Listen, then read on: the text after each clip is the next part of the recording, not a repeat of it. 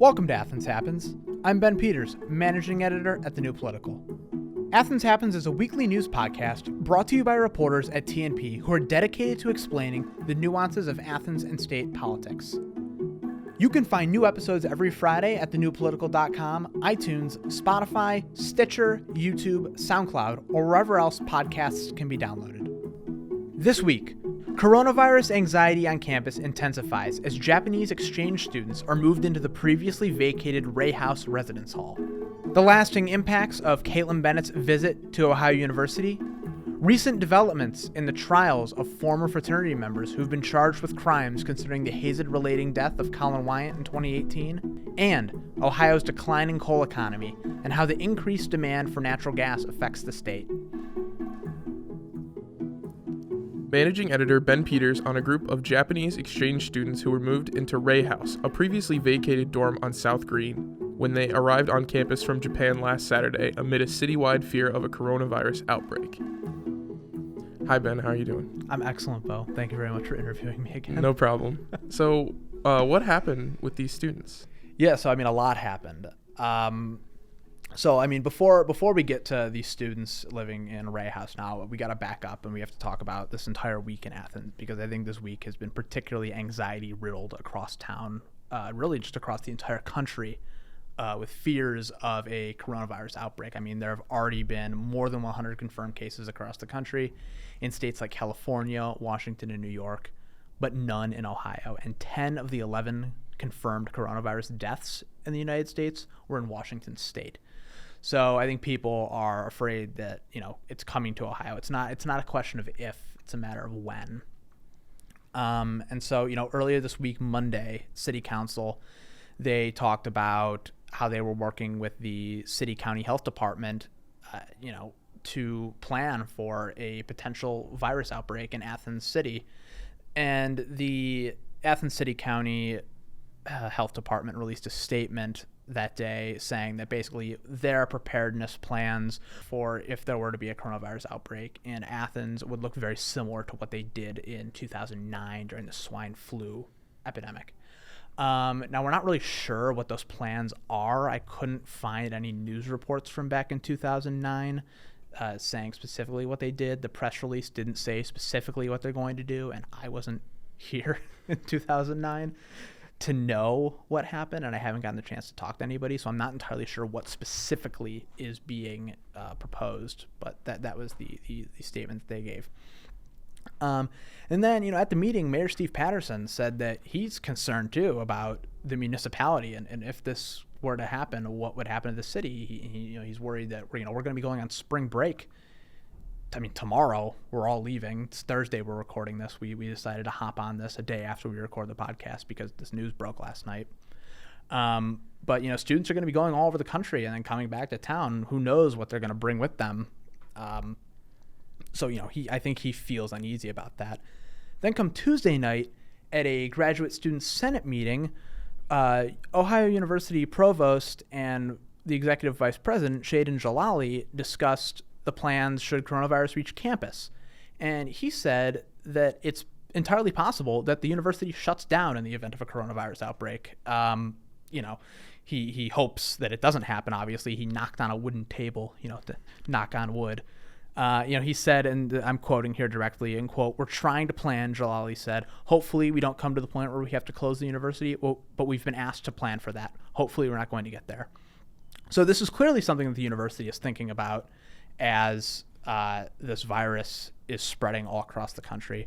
And so then also Monday, I should have mentioned this earlier, my bad, the university they basically canceled all student-related travel to countries that have been issued travel warnings, level 2 and 3 travel warnings from the Centers for Disease Control and Prevention. And, that includes countries like China, Italy, Japan, South Korea, yeah.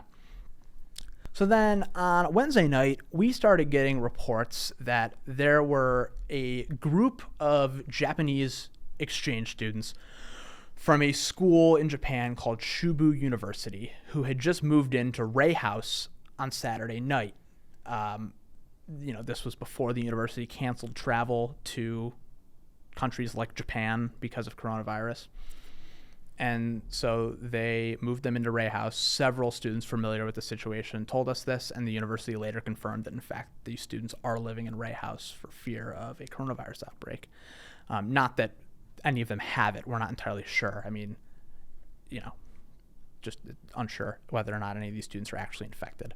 But so the Chubu University, the students these came from, is located just outside of Nagoya, which is a major Japanese city where the government confirmed Monday at least 5 confirmed cases of coronavirus. And then we spoke with a student who was scheduled to receive one of these roommates from Chubu University, and he got an email from the university on Tuesday saying that he's not going to be getting a roommate anymore. Nobody said anything about this. They very quietly moved these students into Wray. And, we got a hold of it, and so we started contacting the university. We didn't hear a lot from them until this morning, until they finally confirmed that, yeah, there are, in fact, students housed in Wray out of, and quote, this is a quote from Carly Leatherwood, the university spokesperson. She said, out of an abundance of caution, and quote, managing the coronavirus is a dynamic situation that requires fast-paced adjustments and decision-making. So these students are living in Wray House, separated from the rest of the OU community. They are actively participating in their program, according to Leatherwood, and they are permitted to come and go from the residence hall as they please. So they're not quarantined, as some people, when we were reporting this, suggested to us. But Wray House was previously vacated this past fall because of a lack of students who wanted to live there, the Post reported, essentially. So they just decided they're going to empty it out, have everyone move out, and then they'll start housing people back there again in the fall 2020. So they moved these students into a residence hall that is totally vacant. So it's just them, these several group of students. We don't have an exact number of them who are living inside of this residence hall. And we had you actually go out last night to see if there were bedroom lights on to confirm if there were actually people living inside of here. And you saw, and you could add to this if you want, but you sent us a picture of, on the second floor, just a ring of bedroom lights turned on when the rest of the building was just completely black. Yeah, so as a longtime dirty south, back south resident, whatever you want to call it, I was close to Wray House. It's 2 over from True, which is where I live currently. Mm-hmm. And when I walked out, there was a ring of lights on the second floor, which is like one above the catwalk that's on Dirty South. Right. And I was like, well, that's not how that was a week ago. Mm-hmm. And initially I thought maybe they were doing some kind of like cleaning or something. But I saw somebody like turn a light on in their room, and I was like, oh no, like there's a person living in that room. Mm-hmm. Yeah. So I mean, we don't know how long they're going to be living in Wray House. Carly Leatherwood said that it's only temporary, but the email that the student who was going to get a roommate received said that he wasn't going to be getting a roommate for the remainder of the semester. So it's totally unclear where they're going to place these students after they move them out of Wray House. So we'll see. But I think that's it. Yeah. You have anything else you want to add? No, I think I touched on all the bases. Like I said, I think it's only a matter of when coronavirus reaches Ohio, not if. I think the CDC has made that pretty clear. Yeah. The only other thing I could think of was that some of the dining halls, not all of them, but Boyd and Shively have started like having the workers serve the people instead of you serving yourself, because they're like, it was like due to illness or like scarce, like being scared of illness. Yeah, I mean, they didn't specifically say coronavirus. Yeah, no, but they said illness. Yeah, was the thing. Yeah. Okay. Yeah. I mean, thank you so much, Bo, for interviewing me. Yeah, I appreciate it. After the ad break is going to be staff writer Nathan Hart talking about the aftershock of Kaitlin Bennett's visit to Ohio University. Ugh. What's wrong, Alec? These census people won't stop reaching out. I don't want to fill out the census. Leave me alone. Why not? Filling out the census helps college students like us receive Pell Grants, which helps us afford schooling. With just 12 simple questions that take 10 minutes, taking the census is easy. But how will the census help me after I graduate? The 2020 census will help other Bobcats like you and I for the next 10 years. I guess you're right. Taking the census will for sure help me in my community. I'm going to take the census on April 1st. Bobcats, get on the map.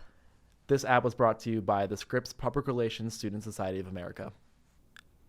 Senior writer Nathan Hart on the aftershock of controversial far-right media personality Kaitlin Bennett's visit to Ohio University and its effect on the public perception of the institution. How are you, Nathan? Oh, I'm doing well. Good. So last week you did some research, some reporting into how the university is dealing with the aftershock of the national media attention it got from Kaitlin Bennett visiting campus. What did you find? Well, I found that they were getting a lot of phone calls from like concerned parents or angry parents or just angry people. Admissions especially were receiving a lot of phone calls. And also I learned that the university, to like manage the sort of response to this, they were like giving out talking points to the tour guides that they could like recite if parents were asking them about Kaitlin Bennett's visit, to like stress that it's like a safe campus and that we love free speech and all that. And then also the university's Facebook page was being constantly like dunked on in the comments, like people being like, you people act like animals, like posts completely unrelated to anything Kaitlin Bennett. Just saw, like, I remember one of the posts I looked at was one about like archaeology, and there was like upwards of like hundreds of comments of people being like, Kaitlin Bennett, and they were just referencing that. And then I noticed also that there were like some like repeat commenters that would just kind of like comment on everything. So. And so you said there were parents who were calling the university that were angry. What exactly were they upset with? Well, I guess the concern for some parents would be that like the university's not safe, because there's such a large gathering of people. Like, I guess it can look bad from a point of view. And this is I'm just speculating here because Colin Wiant didn't share like what they're upset about. University spokesperson. Yeah. But I would say that probably the more conservative parents, or just people that don't have college kids and just want to call the university be mad, like probably like the conservative people or like right-wing people were probably upset, like probably thinking that like the university should have done more to like protect Kaitlin Bennett or something. Interesting. Do we have a number of maybe how many phone calls the university received? Sadly, we do not. Colin Wiant said that they don't like count all the phone calls like in one location, so they can't like quantify how many there are. And so the day she was here, it was on a big tour day, right, where prospective students were touring the university with their families. Do we know if any of these people calling were parents on those tours? No, I don't really know anything specific about who was calling, just that a lot of people were calling. Okay. Do we know how this event might affect the university in the long term? I'm not really sure, just from my experience, that it will affect the university in the long term. Seeing how short the news cycle is these days, like, I mean, if she comes back, maybe things will escalate. But like as of right now, I feel like most people have probably already forgotten about it, like forgotten that it's happened. And like the people that were most upset were probably people that would never send their kids to a liberal college anyways. So. You said that she might come back. Can you elaborate on that? Yes. Well, she said on Twitter that she's going to come back with a group of armed protesters or demonstrators, and they would walk around campus with their guns. That was like a few days after, or like the day after she visited. And a lot of people were like responding to that, saying that it's illegal to open carry on college campuses in Ohio, which is just not true. Open carry is legal on campuses in Ohio. I think some people were getting confused because the university has like a no weapons policy for like students. But like that obviously wouldn't apply to her because she doesn't go here, and like she can't be sanctioned by like a university board.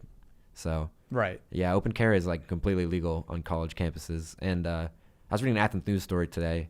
Someone from APD also like he was like, yeah, they can do that. It's not illegal. It like even if Athens wanted to, like they wanted to pass some legislation to get out ahead of this and like ban open carry. State gun laws like precede any local laws, so like that would just be like null. Interesting. And I saw that you included in your story that Alex Jones, the head honcho of InfoWars, which is a super controversial conservative media network that we talked about on 2 weeks ago on the show. She went on to his show, Kaitlin, and he pledged that he was going to join her. Right? Can you elaborate on that, on what happened there? Yeah, like I think she wasn't like on the show. She like Skype called in or something. Mm-hmm. And he was like, he was kind of pressuring her to return like sooner than she wanted to. Like he was like, go back like that Saturday right after, that Sunday right after. Yeah. And he said that like when you go back, I'll be right there with you. Like I'll march with you. So that'll certainly, because now we have two controversial figures for people to get mad about. So. Mm-hmm. And I know you briefly mentioned this before, but I want to delve a little bit deeper into it. You said that tour guides were being prescribed things by the university to tell touring parents and prospective students. What exactly are they being told to say? They had like a bunch of like talking points, but most of them were something along the lines of the university values free speech and open discussion, and that's one of our values, and also that the university is like working, like doing the best to keep everyone safe, and that what happened wasn't like a riot, as some people would say, and that like so parents shouldn't be concerned. Okay. Is there anything else you'd like to add, Nathan? No, other than it'll certainly be interesting if she comes back. Yeah, it will be. Thank you so much, man. We appreciate it. Yeah, sure. Up next, staff writer Emily Zeiler is going to talk to us about the 3 former fraternity members who were charged in the hazing-related death of Colin Wiant. Hey Athens Happens listeners, Sarah Donaldson here. I'm the digital managing editor at The New Political. I just wanted to jump on and say that TNP has truly shaped my college experience. When I joined as a staff reporter a year and a half ago, I never would have imagined myself gaining so much professional experience or meeting so many close friends. We're an award-winning, independent, nonpartisan publication run entirely by students at Ohio University, and we're dedicated to providing solid coverage of campus, city, and state politics. But we don't just do news and opinion writing. In a field that is constantly changing and evolving, journalists are expected to do it all. We teach you how to do that at TNP. We regularly produce photo galleries, videos, podcasts like the one you're listening to, infographics, and so much more. And if you're interested in social media or public relations, there's a spot on our team for you, too. The clips you'll produce here will help you get the internship you want. By the end of my freshman year, I had multiple pieces of writing published on TNP's website, allowing me to pursue an internship at my local paper, the Butler Eagle, last summer. I've also met some of my best friends here at TNP, and we have a fantastic network of alumni working in journalism and strategic communications jobs as close as Athens or as far as New York City. If you have yet to find the student publication on campus that's the right fit, The New Political just might be the one for you. Our weekly all-staff meetings are held every Sunday night at 7 p.m. in Scripps Hall if you're interested in joining, and you can also reach out to me at sdonaldson@thenewpolitical.com. Staff writer Emily Zeiler on the 3 former members of Ohio University's Sigma Pi fraternity chapter who pleaded guilty this week to charges related to the 2018 hazing-related death of Colin Wiant. How are you, Miss Zeiler? I'm very peachy today. How are you, Mr. Peters? You're good. I think you were peachy last week, too, or 2 weeks ago. You know what? We peachy every week. Good. So you went to court this week, not for yourself. You went to go cover the trial of these 3 former fraternity members. But I want to back up first and talk about how we arrived at this place where there are former fraternity members being charged criminally. So what happened to Colin Wiant in 2018, the former member of Sigma Pi? He was not a former member. He was a former Sigma Pi pledge. Right, yeah.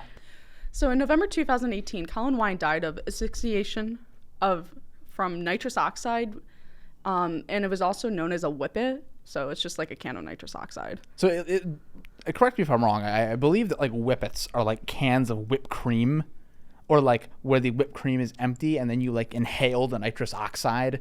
I that would be correct. I think it gets you high, but he died of an overdose essentially of the nitrous oxide. Mm-hmm. Okay. And so after that happened, after his death, what kind of was the result of this high profile student death at Ohio University? Well, it caused Sigma Pi to like be shut down at Ohio University. Mm-hmm. And it also led to a civil case, which is being brought up by both Kaitlin and Wade Wyatt, Colin's parents, which those cases are just like, it's at the beginning of them. So like it was filed, but no like trials or anything has like been brought up yet. And then there's also criminal cases, and there were 9 people indicted in connection to his like death. So there are 2 people that, can I talk about these people? Yeah. Okay. So of the 9 people, 7 of them were former Ohio University students, and they were all like former fraternity members from Sigma Pi. And then 2 of them, one's the owner of Silver Serpent LLC, which is, it sells the nitrous oxide or the whippets. Yeah. And then also the daytime manager of the Silver Serpent. Yeah. Silver Serpent is a little, they sell vape stuff, bongs and whatnot down on near the end of Court Street. So with those, we've had 3 out of the 9 people so far have their cases closed, and those were the trials that I went to last week. Okay. And what happened to these? And who? Actually, let me back up. Who are these 3 people Okay. being charged? So they were all former members of Sigma Pi. Yeah. One of them is Dominic Figliola. The other, Colin McLaughlin, and then Zachary Herskovitz. Okay, now do you want me to talk about the charges? And well, I mean, are these former OU students? Are they still students? Are they graduated? Where are they at? Well, according to their ages, none of them should have been graduated by now. Okay. Zachary Herskovitz for sure does not attend OU anymore because he lives in PA. Pennsylvania. Sorry. Colin McLaughlin and Dominic Figliola, neither of them seemed, like, according to their court documents, none of their, like, addresses seem to be in Athens, even though they'd be students that would be living off campus by now. So I do not believe that they are students of Ohio University anymore. Okay. And so what kind of charges are the 3 of these people facing? So Dominic Figliola and Zachary Herskovitz were both facing a charge of hazing, which Zachary Herskovitz did plead guilty to. Dominic Figliola in particular, he was facing charges of permitting drug abuse, aggravated trafficking of drugs, and not complying with underage alcohol laws. Colin McLaughlin, he was just facing 2 charges of possession of LSD, but there was no hazing charge for him. And Zachary Herskovitz, he had 2 charges, which one was permitting drug abuse and then the hazing. And so are any of these people going to see jail time, or what are their punishments for these charges? So how the plea agreements go is that typically you don't get jail time, since none of them are high, like, profile felonies. So I'm going to start off with Colin McLaughlin, who the only thing he was charged with, he pleaded guilty to 2 charges of possession of LSD. So he has to complete this Athens County, let me get the name of it. Athens County Empowerment Program, which is just pretty much a rehabilitation program that he has to go through for at least a year. And if he fails that, then he would have to pay a fine for having LSD on him, and then potentially jail time. But at the moment, he does not have to go to jail. And all 3 of them are now enrolled into this rehabilitation program. So Dom Figliola did have to pay a $250 fine. If he fails the program, he has to pay a potential $8,000 fine. So do you know the details of this program that they're all 3 are and being enrolled into? Yes. Okay. So this program, it typically is like, think of it as probation. It's just like more of an Athens County thing, because once you complete it, like, they strike your record, so like nothing will come up if you like type in their name now. So it's like, depending on like where you live, it's like it could be non-reporting or reporting to a probation officer. So pretty much if it's non-reporting, all you have to do is like mail them in, like telling them that you're following all local, state, and federal laws. And if you do nothing wrong for like the next year to 2 years, depending on how long like they believe you need to stay in the program, then you're good. And so then, assuming that all 3 of these people complete their their rehabilitation program, their criminal record will just be wiped. They will have no felony record anymore. Interesting.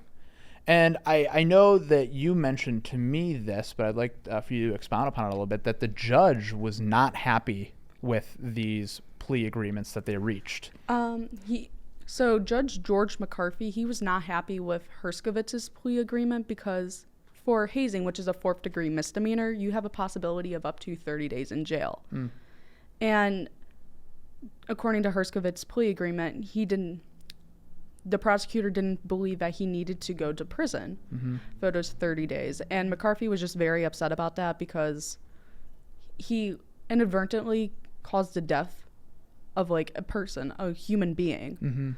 So he was like very distraught over that. And despite that, the prosecutor like asked McCarthy to grant the terms of the plea agreement because Herskowitz, in her words, was like very cooperative with them, and he was telling them as much as he could. And Herskowitz was also not present in the room when Colin was doing the whip it. So what's next for all three of these individuals? All three of these individuals will be going through like this, once again, this rehabilitation program, but they will not be in court again unless if they get called on to be a witness in any of the other cases, which it doesn't look like they will be at the moment. Okay. Is there anything else you'd like to add, Emily? If I could, I'd kind of want to. Can I add a comment from like the Wyants because they did speak at the case? Totally. Yeah. What did Colin's parents say? Colin's parents were very distraught, as they obviously should be, and ever since his death, they both have been like activists trying to like stop, like make hazing like a harsher like crime, because the Wyants do not believe the punishment for a 4th degree misdemeanor is enough when compared to their loss of a child. Because can I explain what a 4th degree misdemeanor is, Mr. Peters? Yeah. Okay, so a 4th degree misdemeanor, it is a maximum of a $250 fine and or up to 30 days in jail, which if you're causing the death of someone, up to 30 days in jail and $250 you have to pay, that's not enough.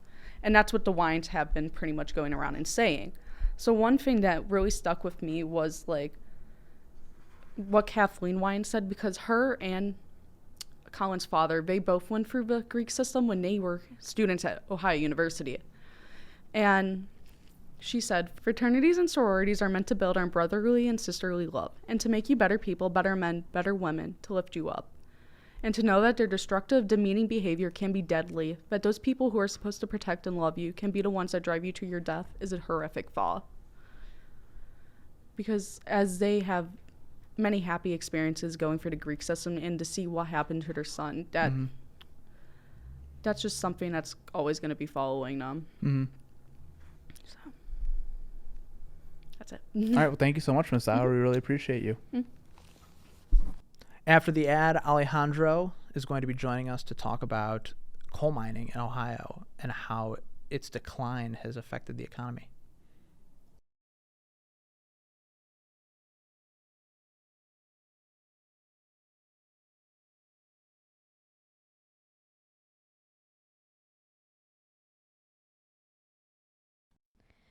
Hello, everyone. I'm Maggie Prosser, editor-in-chief here at The New Political. Each and every day, I work alongside reporters, editors, producers, and managers who put their heart and soul into the journalism we produce. Here at TNP, we have the honor to tell the stories of the residents of this small town we call home. We're looking for local businesses and other ventures to help us continue funding for our independent journalism, including the podcast you're listening to right now. TNP would love to advertise for you through our website, our biannual magazine, or right here on Athens Happens. If interested, please send an inquiry email to execedit@thenewpolitical.com for more details. We hope working together can support both your initiative and fuel TNP's strong, reliable, and essential journalism here in Athens. Staff writer Alejandro Figueroa on Ohio's declining coal economy and how the increased demand for natural gas has impacted the state. How are you, Alejandro? Ben, I'm doing pretty well. How are you? I'm good. This is your debut Athens Happens appearance. It is. It's very fun. I've been playing around with the mics and the headphones, so it's kind of fun. So cool. Thank you for having me. Sure thing, man. We're happy to have you on. So tell me about your reporting on the state of the coal economy in Ohio. So currently, the state of the coal economy in Ohio it's in decline, and it has been for various decades now. Some people argue even as far back as World War II. But you really don't start seeing any change up until about the 1970s. Back then, you had a lot of coal production. I mean, especially the state of Ohio was producing tons and tons of coal. But the decline really, you start seeing a decline in coal when there is this shift in technology in terms of how the coal is extracted from the earth. So there's this weird paradox in which you see increase in technology that helps the industry produce and extract more coal. So you start seeing an increase in the coal that is being produced in the state of Ohio, but you start seeing a decrease in the labor market because as you're seeing that technology, you got these big excavation tools that are taking up the jobs of thousands of people that are mining underground. You start seeing that labor increase. I mean, the technology gets better and safer, which is good, but you start seeing that decrease in labor because of that technology. So a lot of the decrease in jobs in the coal mining industry can be chalked up to automation. Correct. It can be chalked up to that. And not only just even automation, it's also just cheaper to mine with big excavation tools. So prior to when you see that shift in technology, a lot of the coal was being mined underground, and that's what you would. I mean, it's just called underground mining, right? But after that technology shift around the 1970s, you start seeing what we call surface mining. And surface mining, what it is it's what it is. It's you dig a big pit on the ground and you extract the coal that way. So it's just safer, it's easier, it's faster. Rather than sending people underground into the mines. Correct. To collect it. Okay. And that's kind of like what has led up to the decline of coal. I mean, now the state of coal, how I would describe it, the demand for it in the market is just not the same that it was. And again, it hasn't been for the past few decades. You're seeing coal just mainly being used for power generation. So that's also another thing. In the past, coal was being used to power up trains and boats and even heat up our houses, but that's no longer the case. Coal is being replaced by natural gas increasingly and dramatically. Even if you look at Ohio's energy portfolio, about 10 years ago, about 80% of the energy being produced for the state came from coal. Now you look at Ohio's energy production today, and coal, so the production of energy in the state of Ohio is still predominantly comes from coal. It's about 47% now. But when you look at gas, it's 34%. So that's nearly like a decrease, like a double number, like a decrease, a in double-digit half. decrease. Correct. Yes. Yeah. So what is the reason for the increase in the use of natural gas? So right now we're in the middle of a natural gas boom, and there's two things. So the extraction of natural gas has been facilitated by the production, or I guess not the production, but the extraction of natural gas has been facilitated through the introduction of newer methods of extracting the actual gas. So you got what we call fracking, or more formally known as hydraulic fracturing, and that is when you take immense amount of pressure and you pump it down to the earth, and that in terms, it pushes the natural gas up, and then you collect it that way. That technology really wasn't developed up until recent years. It's a very, very recent and new technology. So that's one thing. Isn't fracking highly controversial? It is. The reason why it is because the chemicals that they use to pump into the earth, companies don't have to disclose what kind of chemicals they use and put into that liquid that is used to extract and pump out the gas. Another thing is that what happens, people question, so what happens when those chemicals seep into the earth and underground water sources? Groundwater. Yeah. So that's a question that a lot of activists ask. And then another thing what's controversial is once those chemicals rise up, you need to collect it, and then you need to store it away. And the way the industry stores them is through injection wells. Injection wells are just pits that are dug deep underground, and they just pump those chemicals down underground, and they store them that way. And those wells are not lined by anything. I mean, of course, they study the area to make sure it doesn't impact nearby water sources. But a lot of activists that I've spoken to and interviewed about what's happening, they don't believe the process is being done right, and they believe that it's not regulated as it should be. These injection wells? Correct. And just fracking generally? Correct. I mean, just the injection wells mainly. When it comes to fracking, there are a lot of rules and processes that a company must meet before even digging or setting up shops begins. But right now in Athens County, there are no active fracking wells, and that's been a very contentious issue, especially at the Wayne National Forest, where right now it's a very contentious issue. There are no fracking operations, but there are certainly pending permits to begin operation. But as of right now, there haven't been any new updates on it.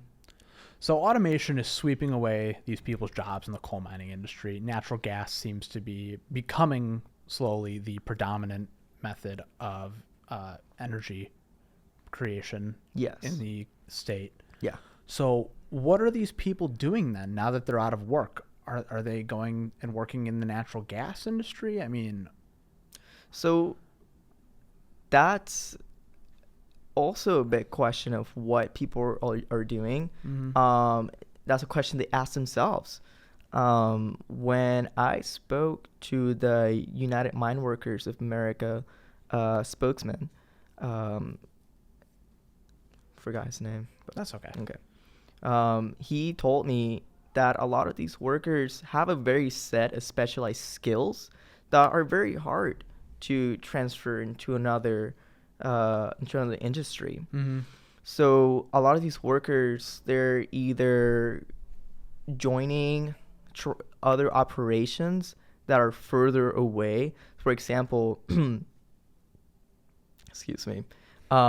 example, workers in Ohio, if they are turned away or laid off by a mining operation that either had to lay off workers or close down, they tend to drive further away to other operations, either in northwestern Ohio or even West Virginia. West Virginia is a very big coal hub for production and its extraction. Some of these workers also can join retraining programs, and this is something that is also offered by the United Mine Workers of America. They offer retraining programs for dislocated workers, but a problem that I was told by the United Mine Workers spokesperson was that they are federally funded. So they essentially depend on federal grants to support their retraining programs. And something very interesting that he told me was that the current presidential administration, The Trump administration. correct, the Trump administration does not believe that coal is in decline. They have an agenda, they want to push out coal to be able to appeal to more prospective voters. But what he told me was that since the administration does not believe that the coal industry is in the situation that it is right now, they have a very hard time to seek out grant money and federal money to pay their programs. So these retraining programs, what do they actually entail? What kind of skills are they training these dislocated miners? Skills that these dislocated miners can learn in retraining programs can range in anywhere from being able to go back to, say, a trade school and learn other trade. Carpenting, Correct. welding. Yeah. Maybe even go to community college or community schools, but mostly just other trade skills that they can use towards industry that they choose. Do they find that those programs are successful? That I do not have information in. Okay. So did you, through your reporting, did you meet with any dislocated miners and get a chance to talk with them? So that's a very interesting question. A lot of these miners are very hard to reach out to. From what I did for my in my research last fall, it's very hard for two reasons. One, especially the closer mine here in Athens County is called Buckingham Mine. They're not unionized. Okay. So there's really no central voice to speak. And the miners that are unionized, who mostly work through Mirror Energy Corporation mines, they haven't really spoken out. It's just hard to reach out to them because they're not organized. Correct. Well, the Buckingham mine, they are not organized.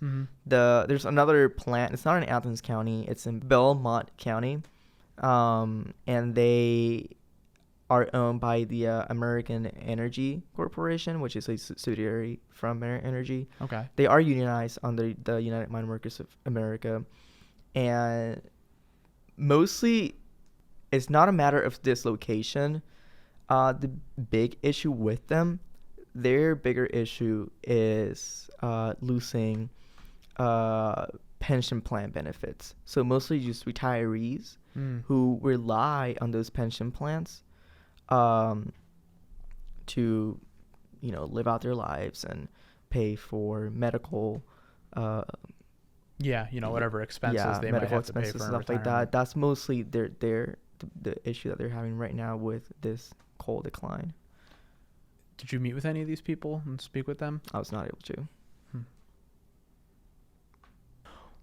Why do you think it is that a lot of these miners are so hesitant to speak to you or anybody else about their situation right now? I mean, it sounds like their industry is collapsing beneath them and they're helpless. Yeah, so a big reason that I would speculate as to why they would not want to share their sentiments with the media or journalists like me when I was trying to reach out to them is the fact that they probably don't even trust, the media right now. A lot of these miners, I mean, you got to think about it. A lot of the Trump's administration, a lot of their following are people in rural areas who have heard the message of our current president. A lot of these people are miners and other blue-collar workers who listen to the message that our president has spread out.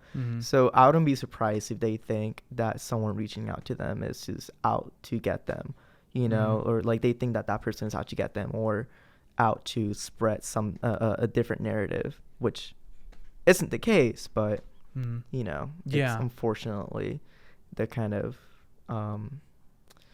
atmosphere that we're kind of living in right now in the media industry.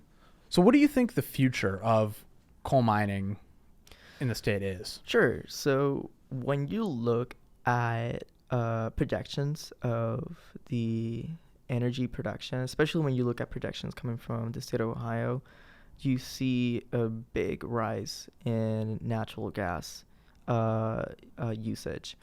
So going back to the early 2000s to now, 2020, you've seen a triple-digit increase in natural gas production, and that is projected to increase according to the Public Utilities Commission of the state of Ohio. And you're seeing a decrease in the production and usage of coal.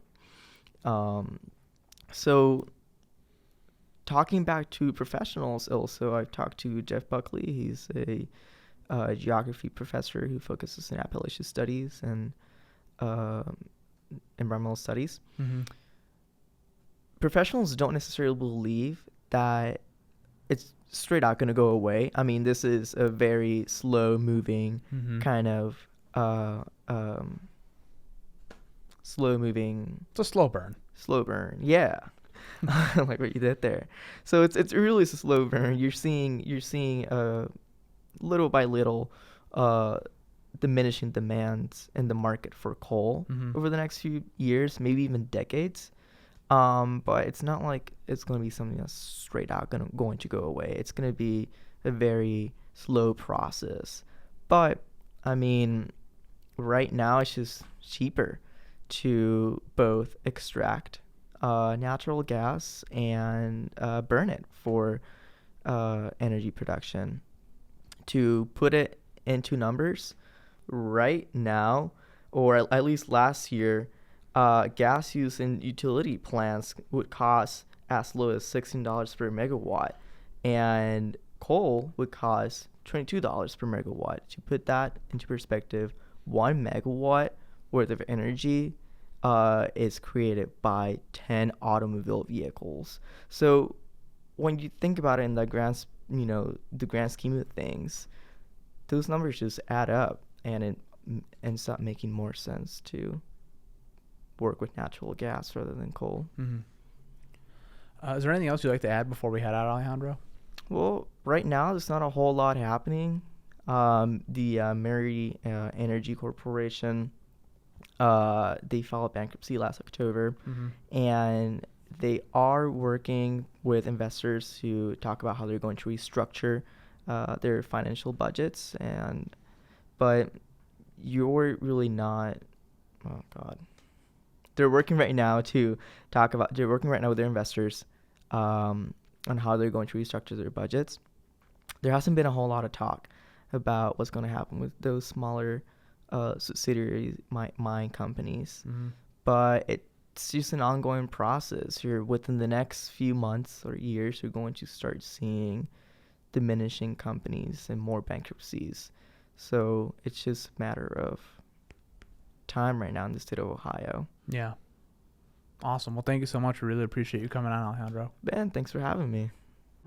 And that wraps it up here on Athens Happens. Make sure to tune in every Friday for new episodes that shed light on the politics that impact all of our lives. Remember, you can find the show on iTunes, Spotify, Stitcher, SoundCloud, and on YouTube in a video podcast format.